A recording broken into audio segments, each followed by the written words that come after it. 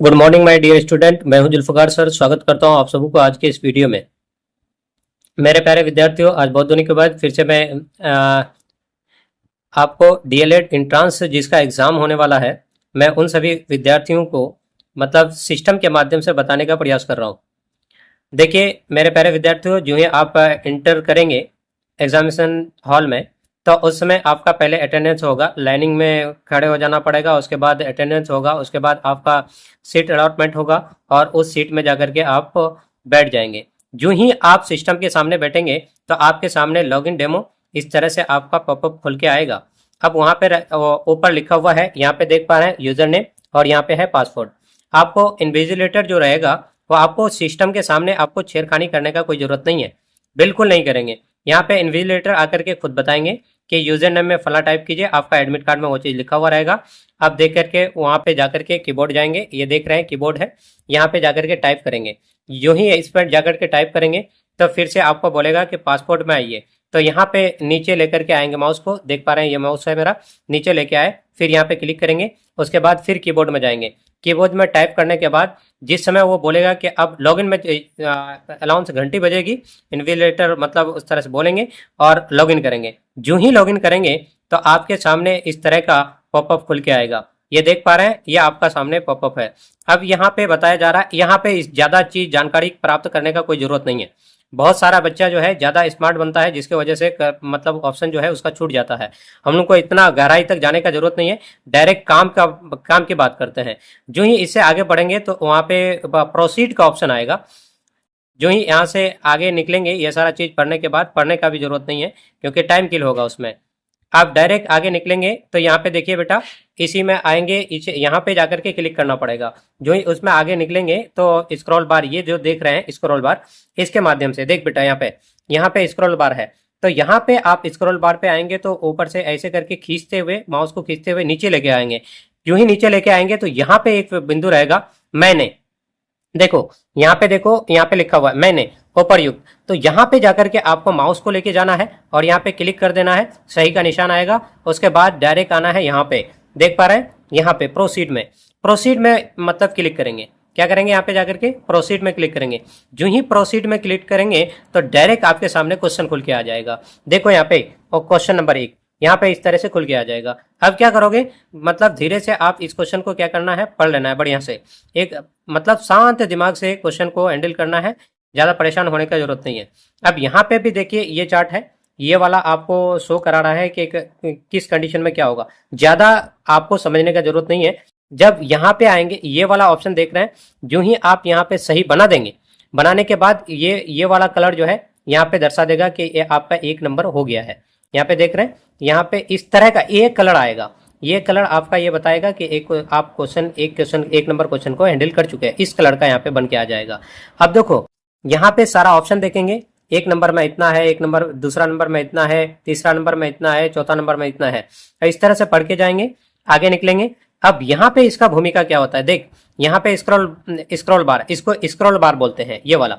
यहाँ पे आएंगे तो माउस लेके आएंगे, नीचे आएंगे, पूरा क्वेश्चन नीचे आपको लगेगा कि नीचे कुछ और भी होगा, तो ऑप्शन शो ही नहीं कर रहा है। जैसा कि यहाँ पे देखो ऑप्शन है, नहीं दिख रहा है। यहाँ पे ये सारा ऑप्शन है लेकिन टिक किस में करना है ये चीज आपको शो नहीं कर रहा है। तो आप यहाँ पे आएंगे स्क्रॉल बार में, स्क्रॉल बार को जो ही नीचे करेंगे तो अब आपके सामने इस तरह से खुल के आएगा। ये वाला मतलब ऊपर जाएगा। जो ही स्क्रॉल बार ऐसे करके यहाँ तक लेके आएंगे तो देखेंगे कि बेटा यहाँ पे इस तरह से आएगा। देखो स्क्रॉल बार को किए, उसको ऊपर से नीचे लेके आए तो अब देखो यहाँ पे पूरा दिख रहा है। अब कुछ ऊपर चला गया और यहाँ पे देख पा रहे हैं तो यहाँ पे ऑप्शन ए कौन सा सही है, जो सही है उसके सामने गोला टाइप में यहाँ पे देखो वैकेंट प्लेस है, यहाँ पे वैकेंट प्लेस है 2 के सामने, यहाँ पे तो आपको मान के चलो कि 3 नंबर सही है, तो 3 नंबर पे जाएंगे। यहाँ पे 3 नंबर के सामने ये वैकेंट प्लेस है ना। तो ये सर्किल को जाकर के यहाँ पे माउस लेकर के जाएंगे, ऐसे माउस लेकर के आए और यहाँ पे जाकर के क्लिक कर देंगे। जो ही माउस लेकर के क्लिक करेंगे तो माउस लेकर के क्लिक करने के बाद ये वाला कलर जो है यहाँ पे हरा हो जाएगा, ये 1 नंबर हरा हो जाएगा, 1 नंबर आपने टच कर लिया। उसके बाद क्या करोगे, तो यहाँ पे आओगे नेक्स्ट में, सेव एंड नेक्स्ट में, यहाँ पे देखो लिखा हुआ SAVE, save and NEXT, save and next. यहीं पे जाकर के, अब ये कहीं पे रह सकता है, याद कर लो कि सेव एंड नेक्स्ट पे जाके ही क्लिक करना है। जो ही सेव एंड नेक्स्ट पे क्लिक करेंगे तो अगला प्रश्न खुल के आ जाएगा। लेकिन यहाँ पे बेटा जो ही आप सिस्टम में ऑन हो जाएंगे सारा चीज खुल के आ जाएगा। तो यहाँ पे साइड में ये वाला जो टाइमिंग दिख रहा है यहाँ पे आपका दिखाएगा, यहाँ पे ये देखो यहाँ पे दिखाएगा, इधर इस कॉर्नर पे देखेंगे तो टाइम यहाँ पे शो कराएगा, या यहाँ पे भी शो करा सकता है, कोई दिक्कत नहीं है, टाइम चलता रहेगा। मिनट सेकंड यहाँ पे चलेगा ना, सेकंड चलेगा तो समझ में आ जाएगा ये टाइम है। तो यहाँ पे टाइम शो कराएगा। अभी देखिए मेरे पास कितना समय बचा हुआ है, 1 घंटा 59 मिनट 5 सेकेंड।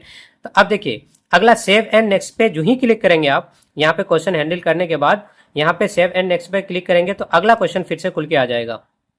तो देख रहे हैं यहाँ पे इस तरीके से अगला प्रश्न खुल के आ जाएगा। अब देखिए दूसरा प्रश्न है, निम्नलिखित में से कौन सी बोली राजस्थानी नहीं है। तो यहाँ पे देखेंगे 1 नंबर में मेवाती और दूसरा में है मंडी मंडी मडियाली, उसके बाद है माखारी।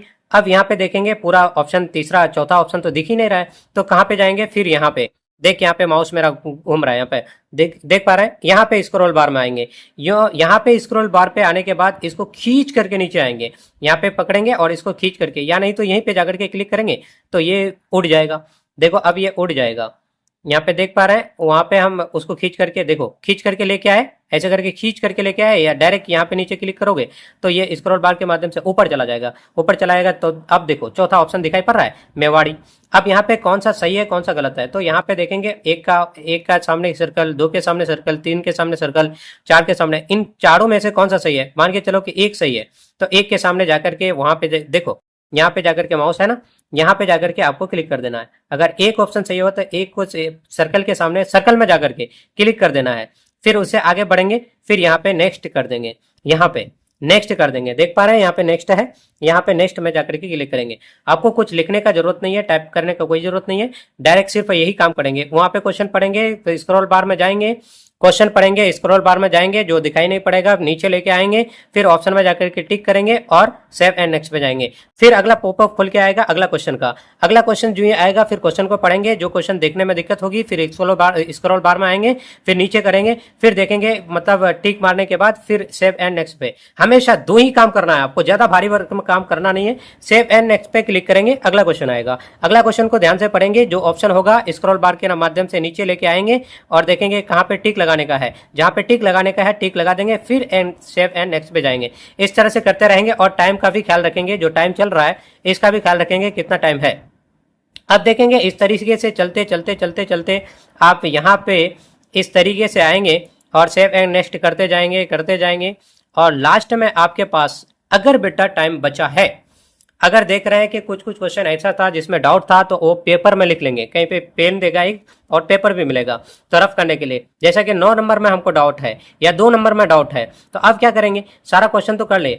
एक बात याद रखेंगे, एक भी क्वेश्चन छूटना नहीं चाहिए। किसी भी क्वेश्चन में डाउट है तो उस क्वेश्चन को टिक मारते जाएंगे, जो आपको उस समय आपको जो क्वेश्चन सही लगता है उस ऑप्शन में टिक मार करके आगे निकल जाएंगे। कोई ऐसा बच्चा होता है कि टिक नहीं मारता है, आगे निकल जाता है, ऐसा गलती भूले से नहीं करना है। पता चला है कि इस क्वेश्चन को छोड़ दिए और आगे वाला क्वेश्चन आपसे नहीं बन रहा है और उसमें जाकर के टाइम बिता रहे हैं, और पता चला कि मतलब जिस समय इधर बीच क्वेश्चन में ही थे अब टाइम उधर खत्म हो गया, तो ऐसा भूले से भी नहीं करेंगे। ये नेगेटिव मार्किंग का मतलब एग्जाम जो है नहीं है। आपको नेगेटिव के बारे में कुछ भी नहीं सोचना है, हर एक क्वेश्चन को टच करना है, एक भी क्वेश्चन छूटना नहीं चाहिए। अब इससे आगे आएंगे तो लास्ट में देखते हैं कि मेरे पास टाइम बचा हुआ है। अब यहाँ पे देख रहे हैं टाइम बचा हुआ है 10 मिनट है, 5 मिनट में, जो भी यहाँ पे शो कराएगा, यहाँ पे जो माउस देख रहे हैं यहाँ पे शो कराएगा टाइम। तो जितना मिनट टाइम बचेगा यहाँ पे लिखा हुआ रहेगा, 5 मिनट बचा है, 10 मिनट बचा है, तो टाइम बचा हुआ है और हमको फला क्वेश्चन में डाउट है। तो अब क्या करेंगे, तो फिर उसके बाद हमको बैक में जाना है। देख पा रहे हैं BAC के बैक है ना, इधर टिक करेंगे, बैक में जाकर के यहाँ पे जाकर के टिक करेंगे, बैक करते जाएंगे, टिक मारते जाएंगे, वहां पे जाकर के सिर्फ माउस को दबाते रहेंगे, वहीं पे एक एक करके दबाते रहेंगे, बैक जाते जाएंगे।